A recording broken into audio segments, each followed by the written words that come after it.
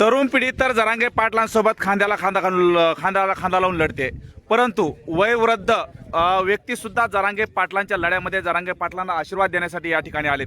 वयोवृद्ध नाही तर 100 पार केलेले, 100 पार केलं म्हणजे ह्या जगामध्ये आजच्या युगामध्ये शक्य नाही, परंतु 100 पार केलेले साताऱ्यामध्ये काही आजोबा या ठिकाणी जरांगे पाटलांना आशीर्वाद देण्यासाठी या ठिकाणी आलेत. हे आहेत, काय नाव तुमचं काका? यशवंत पवार साहेब. हे आहेत 104 वर्षाचे. आता याच्यानंतर 100. हे काय नाव? केशवराव पवार साहेब. हे आहेत 100 वर्षाचे. तुमचं काय नाव आहे काका? विष्णू पवार साहेब. हे आहेत 98 वर्षाचे. आणि शंकर ज्ञानू पवार 92 वर्ष. हे 92 वर्ष. सांगायचं तात्पर्य याच्याही पुढं म्हणजे काय तर हे एकत्रित कुटुंब आहे. याच्यातून खूप छान संदेश जातोय अखंड महाराष्ट्राला. विचार करा, 100 वर्ष हे भावंड आजही एकत्रित आहेत आणि यांची येणारी पिढी सुद्धा एकत्रित आहेत. या लढ्यातून आपल्याला हेच शिकायचं भावांनो, एक संघ एकजुटीत राहून हा लढा आपल्याला यशस्वी करायचा आहे. आणि या ठिकाणी एक काका बोलणार आहेत. काय कस काय दादांना भेटायला आलाय?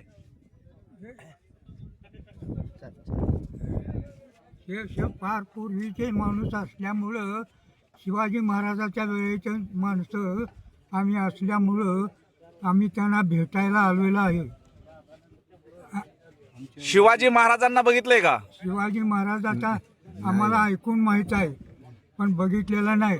आम्ही ब्रिटिश सरकारच्या काळातले माणसं आहे. ब्रिटिश सरकारच्या काळामधले. हो.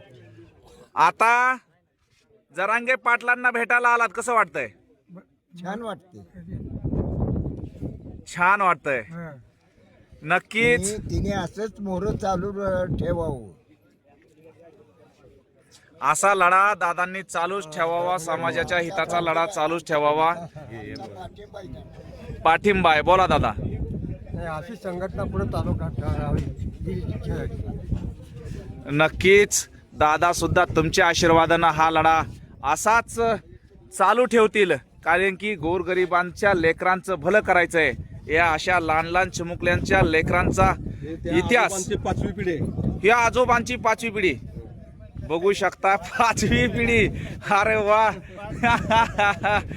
आजोबांची 5वी पिढी. 5वी पिढी इथे म्हणजे बघू शकताय.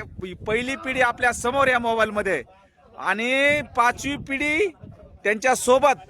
दादांचा आशीर्वाद आणि दादांसोबत फोटो काढण्यासाठी या ठिकाणी उपस्थित. सातारा मराठ्यांची राजधानी. धन्यवाद. जय जिजाऊ, जय शिवराय, जय भवानी.